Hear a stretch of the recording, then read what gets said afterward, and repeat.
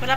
Mga ka-G, meron ako napansin sa battle nung pinanood ko siya ngayon. May napansin ako sa round 3 ni Sixth Red versus Shiggy sa PSP to na battle go.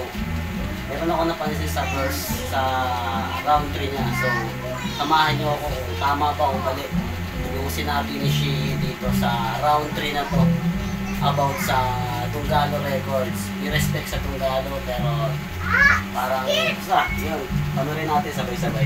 Reason ha? Ba't gusto mo ang EJK ha, 60? Yung mga naaakusahan gusto mong maparusahan quickly para lang mapatunayang isa kang Swiftie? Buti pa sa pagiging Swiftie, vocal ka. Sa importanteng bagay, hindi. Alam kong aware ka sa putukan sa paligid, hindi ka bulag pipi at bingi. Si Taylor Swift nag-stand up sa Tortured Poets kahit mabigat pa ang makabangga.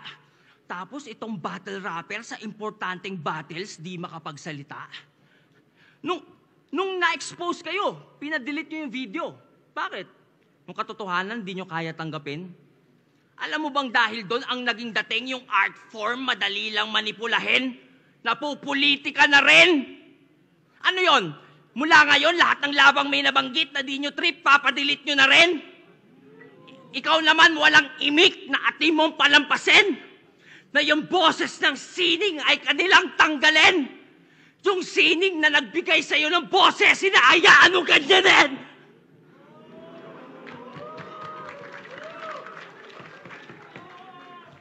Ikaw naman, Phoebus, wala kang bayag, putang ina mo, takot ka rin!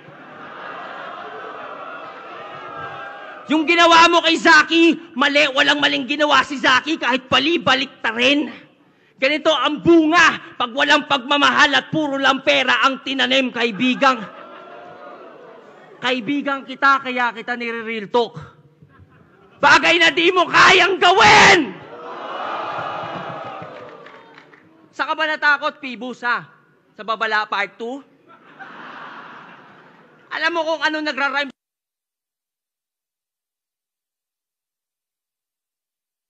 Dedemanda nyo ako, baka sampaling ko kayo ng ratbo. Tingin nyo, kaysa paboran ng batas ang freedom of speech at artistic expression, mas bibigyan nito ng value ang fragile ego ng mga iyaking rapper like you? Irespeto nyo ang korte, di sila tulad yung mabababa IQ! Zaki, huwag ka papatalo sa nag-a-abuse ng batas as long as ang sinasabi mo ay true when coming from a place of concern. Brother, I am behind you.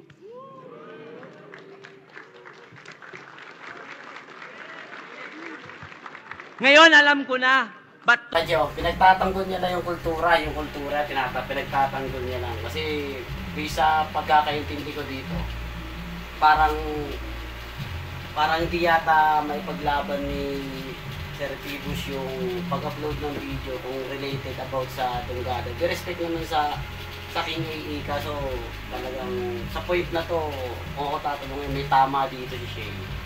May tama siya dito ngayon. So, sundan natin yung pangguling sasabihin niya dito. Yun ang pinakamagandang sasabihin niya dito. Muna, ba't sumama sa mga basura? Kaya naman pala nagdonggago ang puta kasi pare-pareho kayong mga banta sa kalayaan ng kultura! Pati sa kritiko ng dating Pangulo, nagbanta ka rin. Habang mata nagniningas. Wag daw silang pupunta sa Davao pag binomba ng China, Pilipinas. Puta, tama ba yun? Yung pagkatao mo, nasan? Porket hindi ka sundo sa politika, deserve na pagkaitan ng kaligtasan! Ganun ka kababaw mag-isip! Kapwa mo Pinoy iyong matitiis. Woo! Buti nga, mamatay kayong lahat dyan. Yan, di kasi kayo DDS. Ganun ba yon ha? Hoy, kakagan bars, pulbura na ata laman ng sentido niya. Hoy, Fluvert, bago ka maging DDS, wag mo kalimutan, Pilipino ka! Alam ko po, pag umabot sa puntong ganun, basta Pinoy, welcome sa lugar nyo. Pagpasensyahan nyo na si Fluvert. Bars kasi ng bars, na wala tuloy sa lugar yung kalugar nyo. Hoy, alam mo ba kanino nagre-reflect yung maling mindset na tinatahol mo? Banta ka ng banta, di mo napapansin, banta ka na rin sa pinagtatanggol mo. Sixth Street, gising. Pag-usapan natin ang mga battle, Huwag mo silang takutin. Buksan mo yung delusional na isip mo at ang realidad papasukin. Alam mo sinong makikinabang sa pag-promote mo ng dibisyon? Iyong isipin, pag ang mga Pinoy watak-watak, mas madali tayong sakupin. Sa times of unrest, dapat lahat ng Pinoy ay magkampi. Hanggat maaari, let's argue less at mas piliing umintindi. Tayo'y magkaisa at mula sa ating chest, ating isigaw ng matindi with all due respect, China sa amin ng West Philippine Sea! Ngayon, alam mo na pinagkaiba natin. Kita ko naman sa mukha mo. Hanggang bars ka lang, Floy, may greater purpose tula ko. Sa bars nakakaboses, pero di makaboses sa mga boses niya sa donggago. Pero huwag ka mag-alala, Sixth Threat. Gumawa ako ng liham, padala mo sa iyong amo. Di ko alam anong number eh. Number 3, number 4. Di ko alam. Ginaya niya yung ano ni Syke eh. Yung sinabi ni Syke sa kanta niya na kayo sa tunog ng stand na sabi niya, "Ber kuya," parang gano'n. Ginaya niya dito si Syke. So, sundan natin to. Itong pinaabangan ko talaga eh. Di ko alam anong number eh. Number 3, number 4, number 5. Yeah. Dear Kuya. May gusto lang ako sabihin. Shh. Seryoso to. Seryoso to ha. Dear Kuya, may gusto lang ako sabihin. Una sa lahat, para sa akin, isa kang legend, isa sa puno at ugat. Gaya ni FM, wala kang katumbas kung usapan ambag. Sa katunayan, kanta mo kinanta ko sa school nung ako'y unang nag-rap. Kuya, sabi nila, tinagalog mo lang. Kung totoo man yon, salamat, isa ako sa napasaya mong milyon-milyon. Ako'y Pinoy, hindi Ingles ang pangunahin kong lengguwahe. Pero dahil sa'yo, naintindihan ko ang isang magandang mensahe. Kuya, sa totoo lang, naisip kitang idis sa battle na to. Naghanap ako ng pangit, pero sorry, maganda nakita ko. Noon pa lang mga panahong pinaglalaban mo ang nababadoyan sila sa rap, ito'y pinaglaban mo. Ayaw mong nababadoyan sila sa rap, yun din pinaglalaban ko. Pero kuya, sa totoo lang sa panahon ngayon, di pasok sa panlasa ng bagong henerasyon ang mga gawa niyong bara. Ikaw pwede pa, pero mostly, yung mga gawa talaga ng iyong mga kasama. Pero hindi dun galing ang hate na iyong tinatamasa. Kuya, yung burat ng tao dahil sa nasa iyong paligid. Tinitira ang mga bago kahit nananahimik. Tas tila walang sumasaway, yung amo tahimik. Nagmumukha tuloy ikaw, may pakana o nakaisip. At kuya, isa pa, pag rap lang. Huwag mong palakihin. Nagmumukha ka tuloy pikon sa bagay na ginagawa mo rin. Danas ko rin ang matinding bash at ito lang ang akin. Pag di ka natakot na masira, doon ka na di kayang sirain.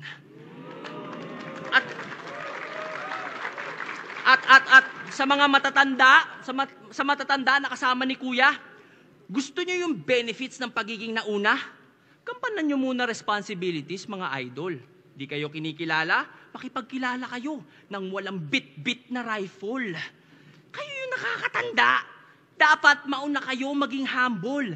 Kasi ang mga nauna dapat ang leader at ang leader nagli-lead by example.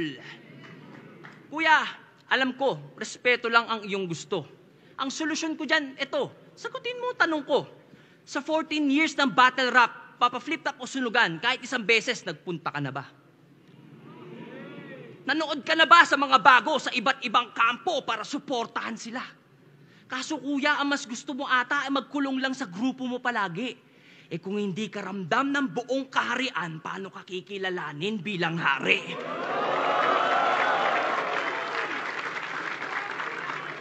Nung nakaraang eleksyon, nag-promote ka ng unity. Nakapag-unite ka ng 31 milyon. Kuya, ba't sa sarili mong community ayaw mong gawin yun? At ikaw, ha? Ikaw yung nandyan. Ikaw sana yung nakakaintindi. Ikaw dapat nagko-call out sa mga seniors 60 at nag-a-advise dyan, pre. Kaso wala, duwag ka. Ako patuloy gumawa kahit na hindi ko parte. Well, at least napatunayan ko sa mga tao na wala kang silbi!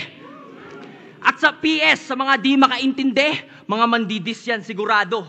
Pero sige lang, be my guest, di ako mai-stress sa mga duranyo. Importante, my attorney says, kayo'y walang pwedeng maikaso, hindi nyo ko malilites, kayo'y malinis tinarantado!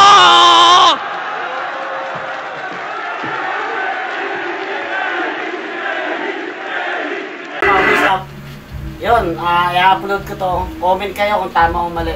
Yung sinabi ni Shay, yun lang. Peace.